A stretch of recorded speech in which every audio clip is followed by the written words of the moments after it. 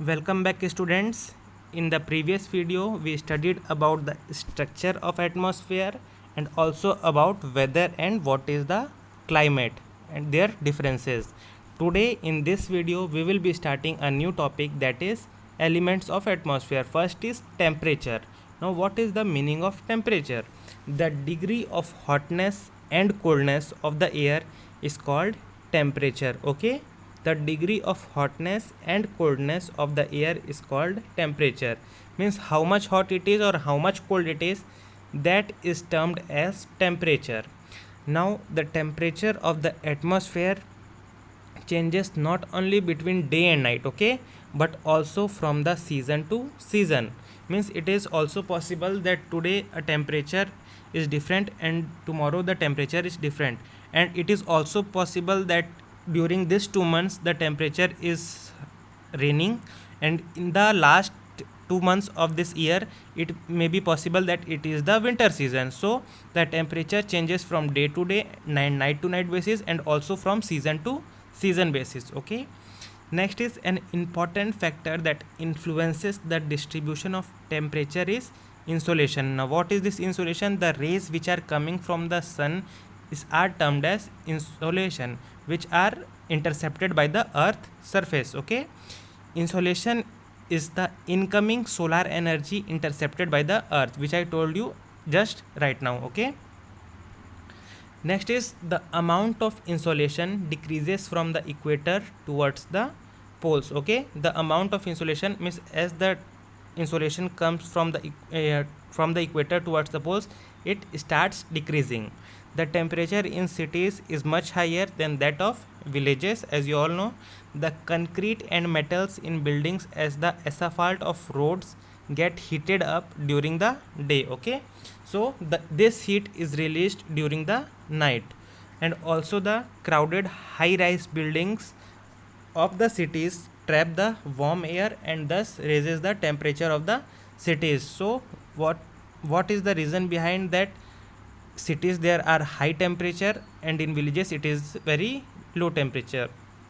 What happens? The concrete and metals used in the buildings in the cities and asphalt of roads, asphalt in Hindi is termed as damar. Okay, the black material which is used to maintain to make the roads, get heated up during the daytime, and this heat is released during the night.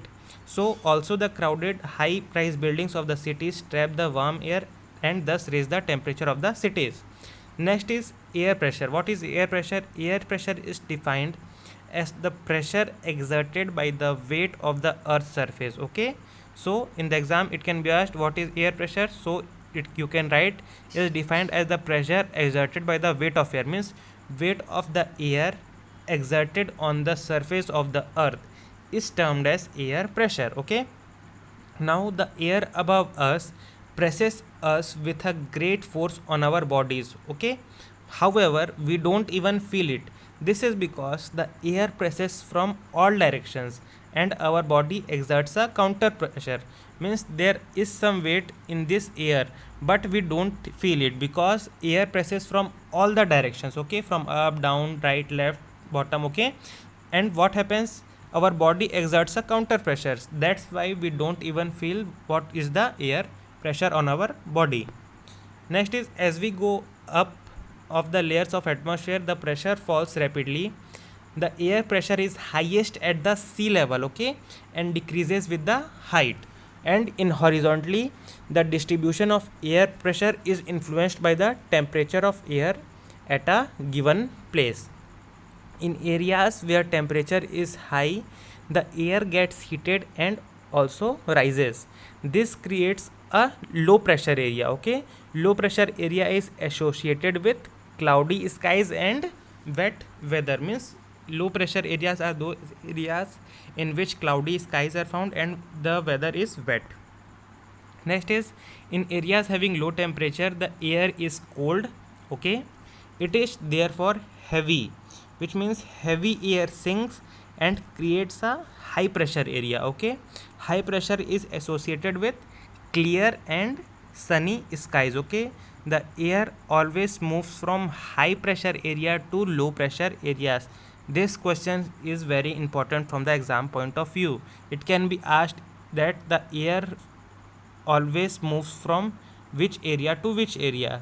It is can be termed as from high pressure areas to low pressure areas. Now let's come to our next topic, that is wind.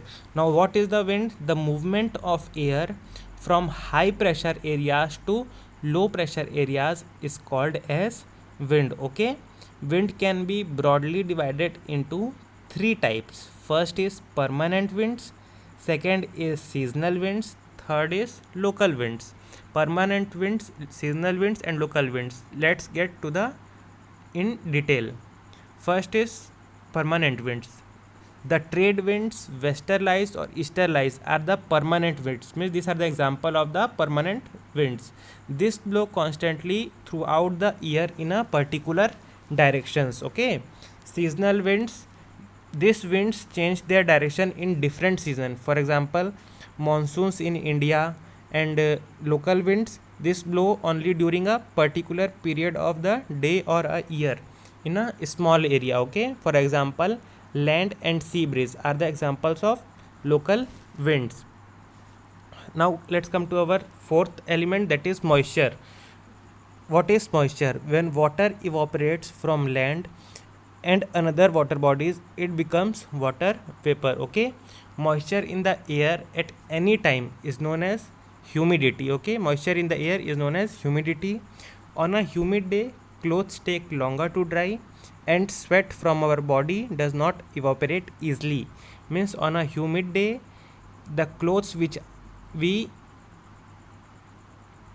what to say which are wet, it takes longer to dry. Okay, which are the clothes which are washed, it takes longer duration to get dry, and also the sweat from our body does not evaporate easily, which makes us very uncomfortable.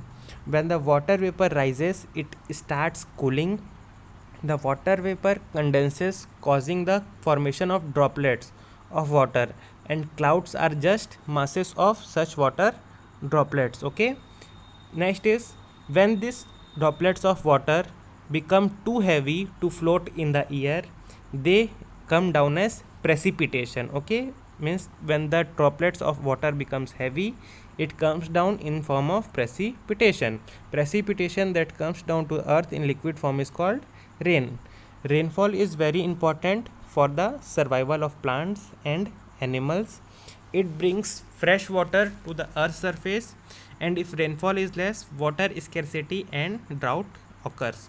On the other hand, if it rains more, flood takes place. Okay, I hope this video gets you what I am trying to say. Okay.